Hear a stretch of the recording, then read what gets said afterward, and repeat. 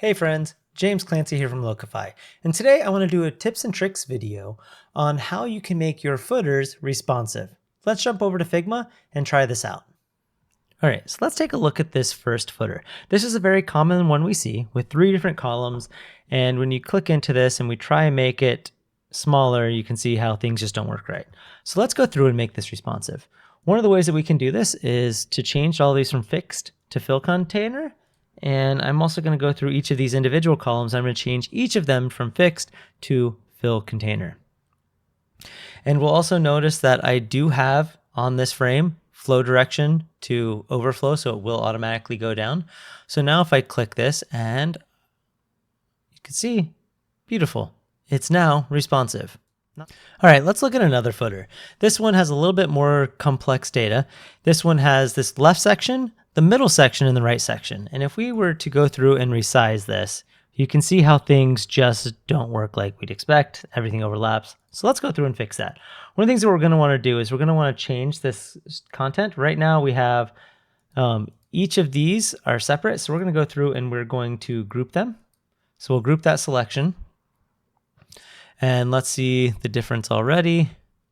See, now that section works independently, which is great. Okay, so now what we're going to do is we're going to change this whole thing to auto layout with flow. And just that alone should instantly start cleaning things up. It's not working exactly like we'd like, but things are working better. Yay. All right.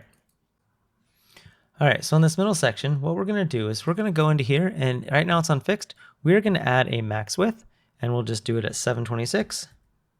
So that way it will stay looking the same.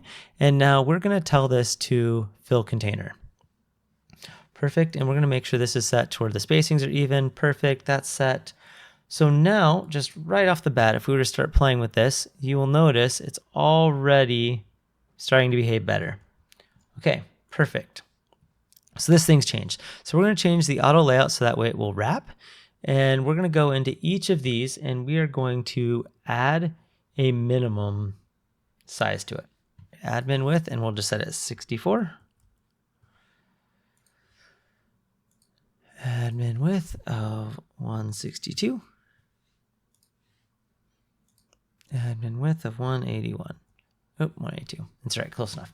Now we could have set those all the same, but this will work. We're also going to go into here and we're going to set a right padding of like 20. So that way as these shrink, they'll still look good. All right, so let's take that footer and let's shrink it down. And let's see what's starting to happen. Okay, we're starting to get there. It's starting to look better.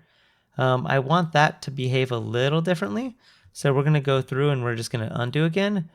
All right, so we're going to go into this frame and we're going to give it a minimum width of something like 480.